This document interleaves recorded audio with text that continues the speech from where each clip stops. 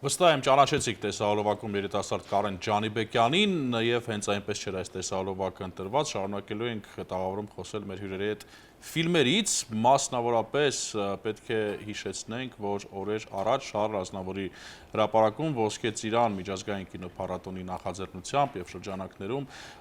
բացվեց աստղերի Ջեմուղի երկու աստղ ավելացավ։ Երկու աստղ ավելացավ, ավելացել է Հրանտ Մաթևոսյանի աստղը եւ Աղասի Այվազյանի աստղը։ Եվ այս առիթով մենք արդեն ունենք մեր տաղավարում հյուրեր, ում հետ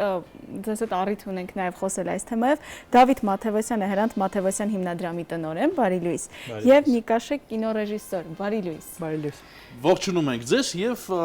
մի այսպեսի շատ անտրամաբանական հարց. ինչու հենց այս երկու աստղերը։ Հարցը պիտի Ոսկե ծիրանին ուղղեք։ Լավ, իսկ ձեր կարծիքով։ Մեր կարծիքով, իմ կարծիքով, Նիկ, ուզում ես դու։ Չէ, ասա։ Ես կարծում եմ 60-ականներին մենք շատ բաներ չունենք, մենք նաև չունենք մեր մշակույթի մշակութաբանական հավուր պատշաճի ուսումնասիրություն, այլապես շատ հանգիստ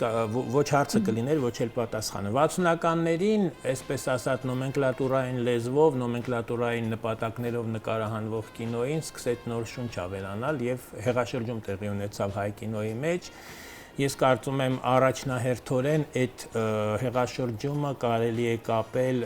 երկու ռեժիսորի, Հենրիկ Մալյանի եւ Ֆրունզե Դովլաթյանի հետ, ինչպես եւ այն սցենարական հիմքերի հետ, որոնցով նրանք սկսեցին աշխատել եւ այդ ֆիլմերից մի մասի հեղինակները Աղասի Այվազյանը եւ Հրանտ Մաթևոսյանն էին։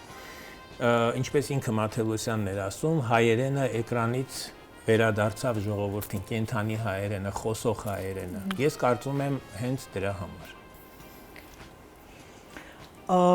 Ինձ թվում է Ոսկե ծիրանի մտքին, այսպես ասած, վաղուց դա կար, ինձ տենց թվում է, ես չեմ քննարկել նրանց հետ, դա,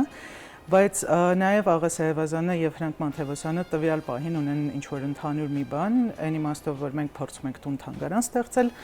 Դավիթը սպասում է, որպեսզի իրենց մշակութային կենտրոնը վերջապես սկսի գործել, հա։ Եվ այդ իմաստով ես Ոսկե ծիրանին շատ շնորհակալ եմ, որովհետեւ դա եւս մի անգամ ուշադրության ինչ-որ մի գրավում է այդ թեմային, քանի որ մենք իրոք դրա կարիքը ունենք, որովհետև շատ չեն, հա, իրենց պես մարդիկ, որոնց պետք է հիշել։ Նշեցիք նաև Թանգարան մշակույթի կենտրոնի մասին, որը բավականին երկար ժամանակ գտնվում էր վերանորոգման փուլում, եւ հիմա ինչ աշխատանքներ են կատարվում այնտեղ։ Գիտեք, ցավում եմ ոչ մի։ Ես չգիտեմ, ես չեմ կարող այդ հարցին պատասխանել, այսպես ասած պայմանական գնդակը կառավարության դաշտում է։ Պարբերաբար ինչ որ խոսակցություններ, ինչ որ բանակցություններ են տեղի ունենում, բայց ես ոչ մի նորություն այս պահին չունեմ։ Ես գիտեմ, որ ինչ որ խոստումներ տրվեցին ձմռանը պաշտոնապես, հետո վերահաստատվեցին, հետո մեզանից խնդրեցին մի փոքր գրություն գրել, առ այն, որ մենք ինչ որ ընթացակարգերի համաձայն ենք, բնականաբար մենք համաձայն էինք, որովհետև այդ ընթացակարգերը ինքներս էինք առաջարկել, բայց գրությունը պետք էր գրել, գրեցինք։ Ուղղակի ամիսներով այդ ամեն ինչը գլորվում է ու ոչ մի բան չկա այս պահին։ Հուսանք այս ամենի ավարտից հետո կունենանք արդեն գործող կենտրոնը եւ վերադառնալու Մաթևոսյանին։ Հենց Մաթևոսյանն էր ասում, որ գրողը այն մարդն է, ով պետք է ժամանակը նկարագրի բառերով եւ հետագայում կարողանան կարդալ ժամանակը։ Մենք այսօր ունենք այդպիսի ստեղծագործողներ, ովքեր գրում են այս ժամանակի լեզվով եւ այս ժամանակի մասին, որ հետագայում դառնան կինոսցենարներ։ Դուք նորերի մասին եք ասում։ Մերօրյա ժամանակը։ Մենք ունենք, ես կարծում եմ ընդհանրապես ժամանակների տարբերությունը նրանց ժամանակաշրջանի 60, 70, 80, 90-ականները, այսպես ասենք, եւ ընդհանուր միջև մեր դարաշրջանի մեր հազարամյակի սկիզբը եւ հիման բավականաչափ տարբերվում են, կարծում եմ, տրամաչափով։ Նրանք ուրիշ մշակութաբանական, նրանք ուրիշ մշակութային միջավայրում առաջացան, հիմա այլ մարտահրավերներ են եւ ամբողջ աշխարհի մասին է խոսքը, ոչ Հայաստանի, ոչ միայն Հայաստանի։ Այնուամենայնիվ ես այո, բավականաչափ լավ ծանոթ լինելով համաշխարհային գրական, նաեւ կինոպրոցեսներին, պիտի ասեմ, որ մենք ոչ պակաս եւ շատ հաճախ շատ ավելի որակյալ գրականություն ենք այսօր ստեղծում, որը ցավոք սրտի ոչ Հայաստանում, ոչ էլ արտասահմանում այդքան հայտնի չէ։ Մի քիչ լուսանցքային է գրականությունը դարձել։ Կինոյի մասին նույնը չի ասի, որովհետև կինոն արտադրություն է, արդյունաբերություն է, հզոր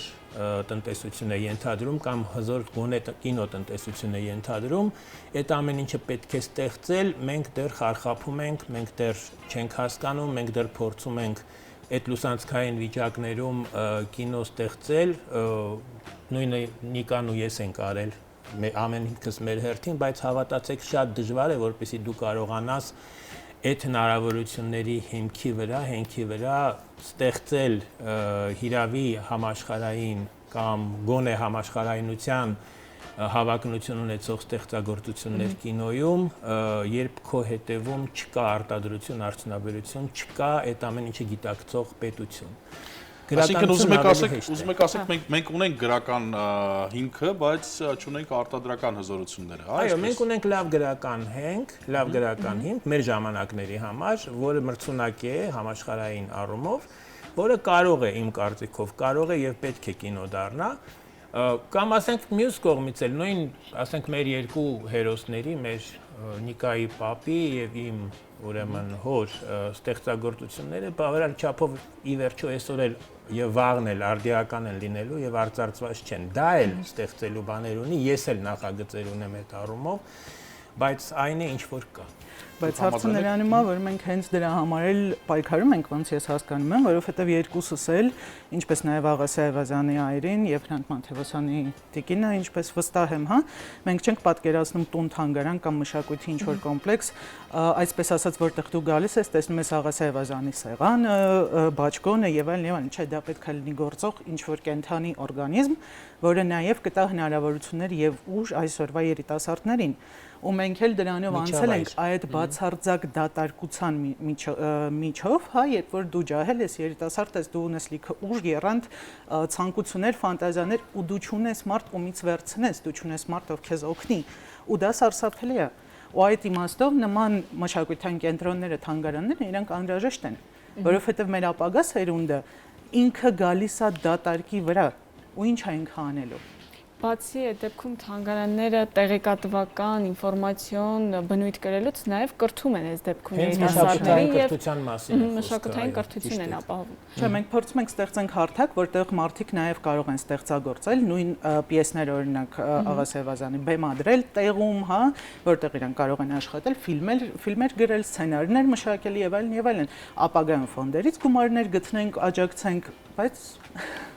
ունենք այն ինչ որ ունենք։ Ու այդ շատ տարօրինակ է այսօր դրա մասին խոսալ, երբ որ սահմանին այդ իրավիճակն է, հա, ու ինձ թվում է մենք գալիս ենք նրան, որ մենք չունենք ազգային հերոս, այն իմաստով, որ օքեյ ունենք Գարեգին Նժդե եւ այլն, բայց բացի դրանից մենք պետք է ունենանք մշակութային ազգային հերոսներ, հա։ Մենք ունենք Թամանյան։ Ինչու Թամանյանը չի դարձվում հերոս այն իմաստում, որում ինքը կարա դարձվի։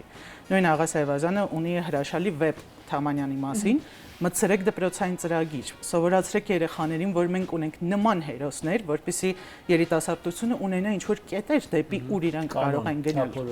Ուղենիշ։ Իհարկե։ Իրենց գրականության միջոցով եւ Աղասի Այվազյանը եւ Հրանտ Մանթևոսյանը եւ մեր մյուս դասականները ստեղծում էին հերոսներ երեխաների համար, ովքեր օրինակ էին դառնում, ում նմանվել, ինչպես լինել, նույն մենք ենք մեր սարերը, երբ ես հիշում եմ, թե գյուղացու կերպարը Պավլեն ինչքան արդար է, ինչքան սրանք օրինակներ են, ում նմանվում է մեր սերունդը, ով է մեր այսօրվա գրականության հերոսը, կամ ունենք արդյոք, թե ոչ։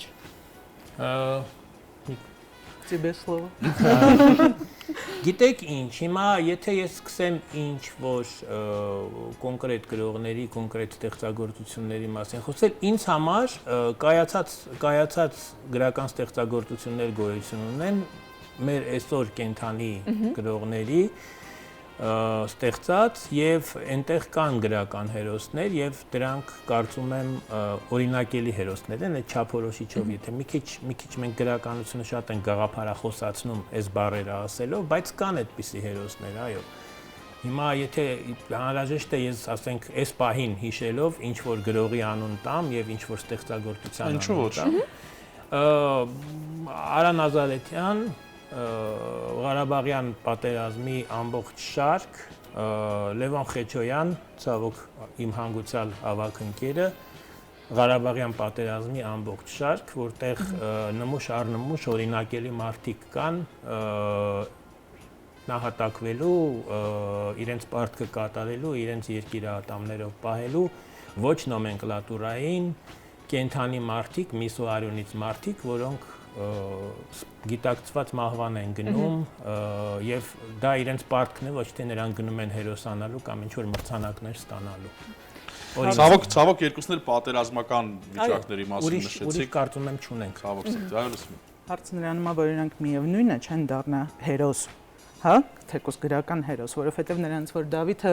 գիտի ստեղծագործությունները մի քանի եւս հոգի շատ քիչ, հա, այսօրվա օրով։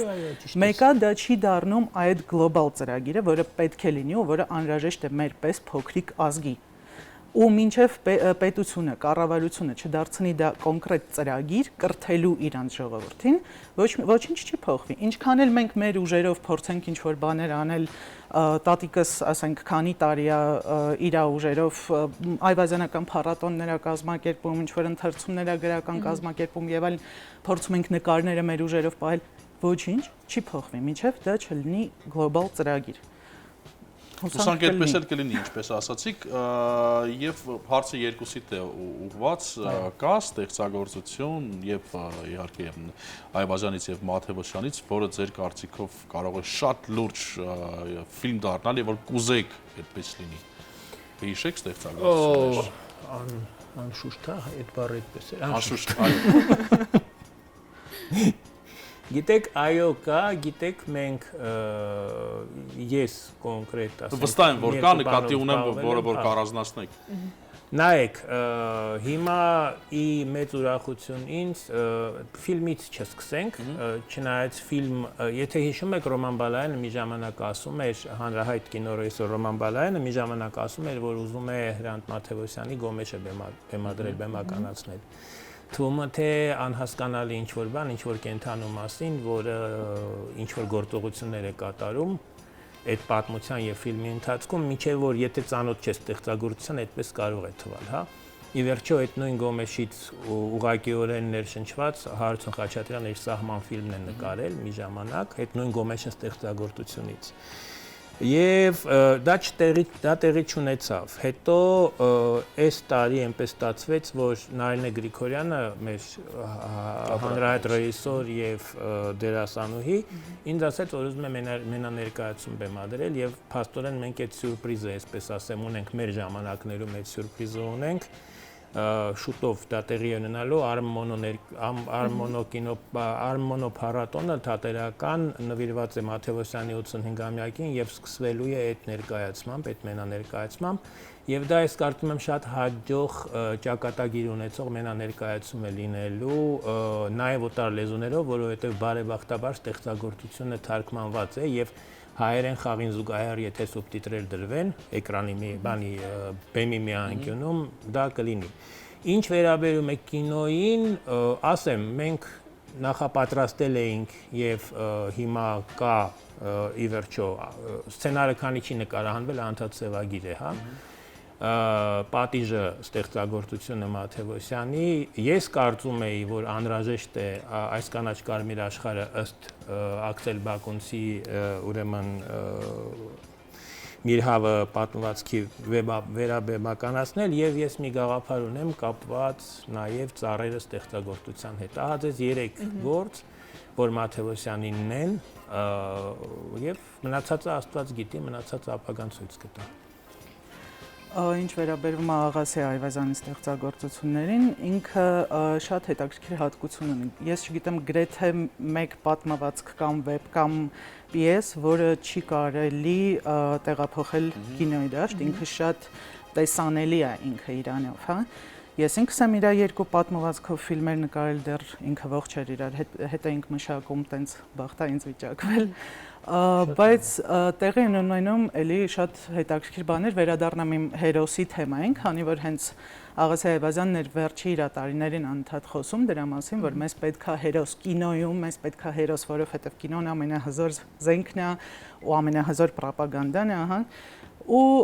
իր մահից հետո մենք դիմեցինք իր վերջի գաղափարով վեհապարին, որովհետև ինքը ուներ այդպիսի պուճուրիկ մտահղացում Գեղարդի մասին, որը որ անհայտ մեկը Ամերիկայից գալիս է փրկելու, քանի որ գողացված է Գեղարդը եւ այլն, ու գալով ստեղ գտնում է իր իրակունքները, հասկանում է հայը որն է, հասկանում է հայրենիքը որն է եւ այլն։ Այդ ամբողջը շարադրեցինք նամակի մեջ, ուղարկեցինք վեհապարին, խնդրելով զուտ տրամադրել մեզ մարդ, որը կօգնի մեզ ռելիգիոս հարցերում լինել ճիշտ, չսխալվել եւ այլն։ Եվ ստացանք պատասխան, որ հայկական եկեղեցին նման թեմաներով հետաքրքրված չի։ Դրանից հետո մենք վախեցանք հարցնել, իսկ ինչ թեմաներով եք հետաքրքրված, ու այդպես դա փակվեց։ Այսինքն էլի գալիս ենք նրան, որ դա հնարավոր է միայն շատ մեծ աջակցության դեպքում։ Դե հուսանք, որ այդ աջակցությունը օրից մի օր կհասնի տեղ։ Շնորհակալ ենք ձեզ, որ եկաք մեր տաղավար եւ մի այլ տեսանկյունից նայելով, որքան շատ մեր դասականների ստեղծագործությունների հենքով ֆիլմեր նկարահանվեն, ներկայացումներ բեմադրվեն, այդքան ավելի շատ մարդիկ կհետաքրքրվեն հենց այդ ստեղծագործություններով եւ գրողներով, նույնիսկ եթե չէին ընթերցել եւ ծանոթ չէին, գոնե այդպես կծանոթանան եւ արդեն բնականաբար ավելի խորը։ Եվս մեկ անգամ շնորհակալ ենք ձեզ։ Շնորհակալություն։ Եվ շարունակում ենք եթերը հիմա գիտենք տեսանյութ Աղասի Այվազյանի մասին։